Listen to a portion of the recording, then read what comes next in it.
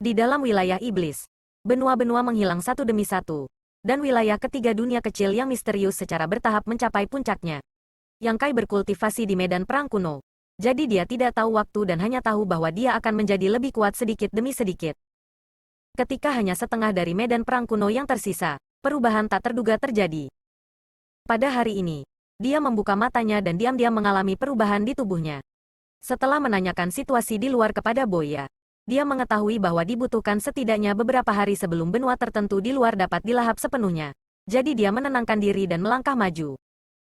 Hanya ketika dia mencapai batasnya dia duduk bersila dan membuka pikirannya. Seperti biasa, dua kekuatan yang memenuhi medan pertempuran kuno segera tampaknya telah menemukan jalan keluar dan mulai mengalir ke tubuhnya. Menggunakan tubuhnya sebagai wadah dan medan perang. Melanjutkan pertempuran mengejutkan di era kuno seolah-olah seorang pemenang akan segera menang. Diputuskan. Alis Yang Kai sedikit berkerut. Merasa bahwa kali ini sedikit berbeda dari sebelumnya. Seolah-olah ada sesuatu yang lain. Tetapi ketika dia dengan hati-hati memeriksanya, dia tidak dapat menemukan apapun. Mau tak mau dia merasa sedikit bingung. Bertanya-tanya apakah dia terlalu curiga. Namun, saat dia memikirkan ini, dua sosok tiba-tiba muncul di benaknya. Yang satu tinggi, menjulang tinggi. Sementara yang lain kecil, kurang dari 1/10.000 ukuran raksasa. Namun, sosok mungil ini jelas bertarung dengan raksasa. Dan itu adalah pertempuran yang sengit. Ekspresi Yang Kai berubah dan dia hampir melepaskan diri dari perasaan misterius itu. Tetapi dia dengan cepat menenangkan pikirannya dan dengan hati-hati merasakan kedua sosok itu. Kedua sosok ini tidak terlihat dengan mata T, E, L, A, N, J, A, N, G, melainkan sesuatu yang bisa dirasakan oleh Yang Kai dengan pikirannya. Namun, untuk beberapa alasan, apakah itu sosok raksasa atau sosok kecil, mereka berdua memberi Yang Kai perasaan bahwa dia tidak bisa melihat melalui mereka. Apakah itu wajah atau sosok mereka? Keduanya buram dan kacau. Yang Kai hanya tahu bahwa mereka sedang bertarung. Tetapi dia tidak tahu metode apa yang mengguncang surga yang mereka gunakan.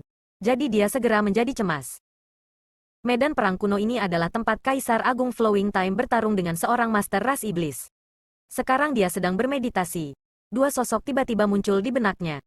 Tidak peduli seberapa bodohnya Yang Kai, dia bisa menebak siapa kedua sosok ini. Ini adalah Kaisar Agung yang Flowing Time dan Great Demon God. Yang Kai telah menyerap niat sejati martial Dao yang mereka tinggalkan di sini. Membiarkan pikirannya melakukan perjalanan melalui ruang dan waktu. Memungkinkannya untuk sekali lagi menyaksikan pertempuran yang terjadi hari itu. Jika dia bisa mengamatinya dengan cermat, dia pasti akan mendapat banyak manfaat. Tapi sekarang, Yang Kai hanya bisa melihat dua sosok buram. Apalagi metode yang mereka gunakan. Dia bahkan tidak bisa melihat penampilan mereka dengan jelas. Jadi bagaimana mungkin dia bisa mengamati mereka? Jika dia tidak tahu, itu bukan masalah besar. Tetapi kuncinya adalah dia sudah menebaknya tetapi tidak dapat mengoreknya. Yang Kai benar-benar cemas. Setelah dipikir-pikir, dia belum pernah melihat adegan seperti itu sebelumnya. Agaknya, itu karena dia telah bermeditasi di sini selama ini dan secara samar-samar mendapatkan esensi dari dua master martial Dao True Intense ini. Memungkinkan dia untuk mendapatkan kesempatan ini hari ini. Dalam hal ini, selama dia terus berkultivasi, dia akhirnya bisa melihat dengan jelas. Dengan pemikiran ini, Yang Kai memusatkan perhatiannya dan tidak lagi memperhatikan dua sosok yang bertarung. Alih-alih berfokus pada pemahamannya. Ketika medan perang kuno menyusut setengah lagi, Yang Kai telah berkultivasi di sini selama lebih dari 30 tahun. Perbedaan aliran waktu memberi Yang Kai keuntungan unik, dibandingkan dengan Boya. Hanya kurang dari setahun sejak dia datang ke wilayah iblis. Setelah 30 tahun berkultivasi dengan pahit, Yang Kai telah terlahir kembali. Apa yang membuatnya merasa beruntung adalah sejak dia bisa melihat pertarungan antara keduanya. Pemandangan ini tidak pernah hilang. Setiap kali dia menjadi lebih kuat, dia akan mencoba mengamati pertempuran antara keduanya. Tetapi sayangnya, dia masih gagal. Namun, kali ini berbeda. Ketika Yang Kai memusatkan perhatiannya pada kedua sosok itu, mereka masih buram dan tidak dapat dilihat dengan jelas. Tetapi setelah beberapa saat, tampaknya menjadi lebih jelas. Dan semangat Yang Kai sangat terangkat ketika dia mulai mempelajarinya dengan lebih hati-hati.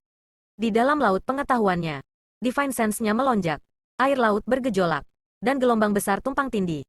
Jelas dia melakukan yang terbaik.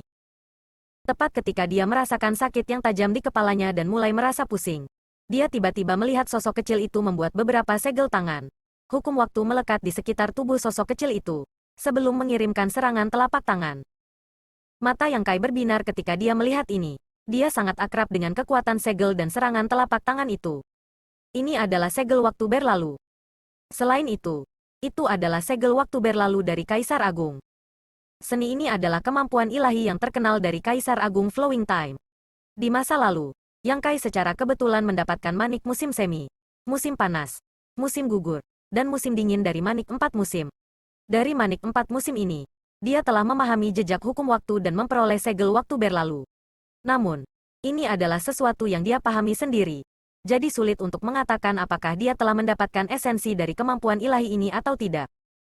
Awalnya, Yang Kai berpikir bahwa bahkan jika dia tidak mendapatkan esensi dari segel waktu berlalu Kaisar Agung, setidaknya dia tidak akan kehilangan muka untuk itu. Tapi sekarang dia melihat Kaisar Agung mengambil tindakan. Yang Kai menyadari betapa konyolnya pemikirannya sebelumnya. Segel waktu berlalu yang sama, di tangan Yang Kai, dan di tangan Kaisar Agung. Seperti perbedaan antara cahaya kunang-kunang dan cahaya bulan yang terang. Tentu saja, ada kesenjangan besar dalam kekuatan di antara mereka berdua. Tetapi itu juga karena Yang Kai tidak dapat memahami hukum waktu dengan sempurna. Terlebih lagi, bayangan yang tersisa di sini hanyalah manifestasi dari niat sejati Dao bela diri, bukan Kaisar Agung sejati.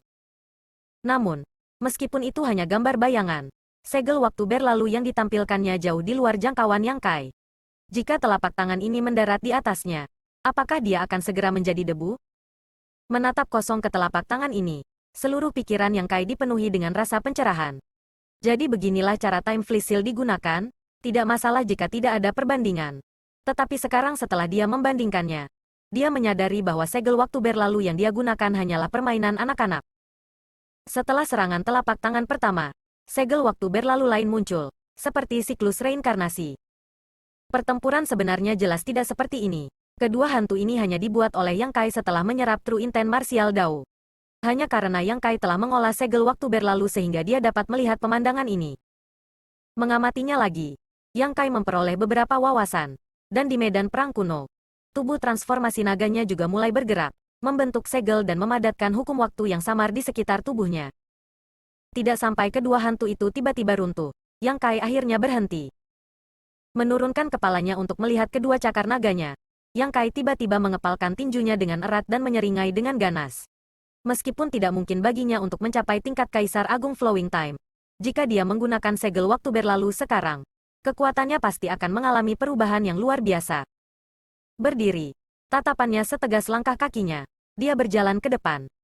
Kali ini, dia hanya melihat segel waktu berlalu, tetapi lain kali, dia pasti akan melihat lebih banyak. Seiring berjalannya waktu, ukuran medan perang kuno secara bertahap menyusut. Saat Yang Kai terus tumbuh lebih kuat, dia bisa melihat lebih banyak hal, tidak hanya terbatas pada segel waktu berlalu. Adegan dua Master Top bertukar pukulan membuatnya mabuk. Setiap kali mereka bentrok, sepertinya keempat tiang itu akan runtuh dan mengering. Satu-satunya hal yang membuat Yang Kai merasa agak tidak nyaman adalah dia tidak bisa melihat seperti apa rupa kedua tuan ini. Wajah mereka berantakan. Dalam sekejap mata, beberapa lusin tahun telah berlalu, dan hanya wilayah tengah terakhir dari medan perang kuno yang tersisa. Secara kebetulan, wilayah iblis hanya memiliki satu bagian tanah yang tersisa yang belum dilahap. Di medan perang kuno terakhir ini, dua kekuatan yang mengisinya hanya bisa digambarkan sebagai kekerasan. Ketika Yang Kai menarik mereka ke dalam tubuhnya, dia merasa agak sulit untuk bertahan. Tubuh naganya yang kuat mulai retak saat darah emas mengalir keluar. Di dalam laut pengetahuannya, lotus pemanasan jiwa mulai berputar liar, melepaskan kekuatan lembut untuk mempertahankan kesadaran Yang Kai dan memperbaiki jiwa ilahinya yang rusak. Yang Kai benar-benar tenggelam dalam pertempuran antara kedua sosok itu. Setelah bertahun-tahun, Yang Kai telah melihat pertempuran antara dua sosok ini dengan lebih jelas. Dia benar-benar ingin tahu apa hasil akhir dari pertempuran ini. Meskipun dia sudah menduga bahwa Kaisar Agung Flowing Time pada akhirnya akan terluka parah. Nasib seperti apa yang akan dimiliki oleh Great Demon God? Jawabannya ada di adegan terakhir ini. Di bawah pengaruh Divine Sense-nya, kedua sosok itu terkunci dalam pertempuran sengit. Hukum mereka dalam kekacauan, dunia runtuh. Yang Kai sepertinya melihat runtuhnya dunia, seolah-olah dia bisa merasakan terbelahnya dunia. Jantungnya berdetak kencang ketika dia berpikir bahwa ini memang masalahnya. Runtuhnya wilayah iblis memang terkait dengan Kaisar Agung Flowing Time. Di zaman kuno, wilayah iblis adalah satu kesatuan.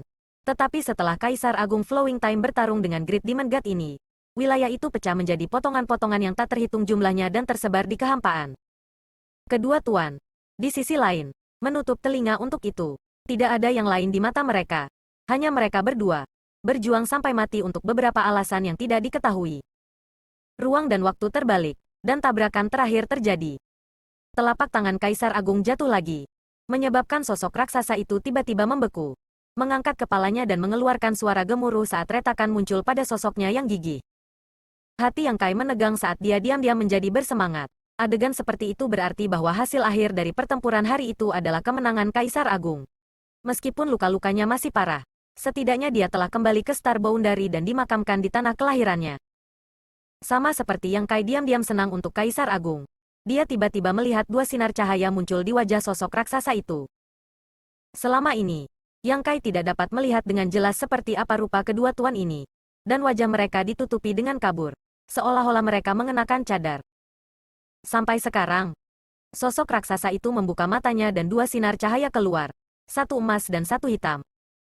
Yang emas memiliki mata vertikal emas dan dipenuhi dengan keagungan. Hanya dengan melihatnya, hati seseorang akan bergetar.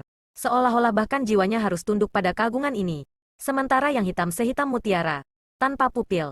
Seperti kegelapan tak berujung yang akan menyeret seseorang ke dalam pelupaan abadi. Titik. Yang Kai berdiri di sana tercengang, seolah-olah dia disambar petir.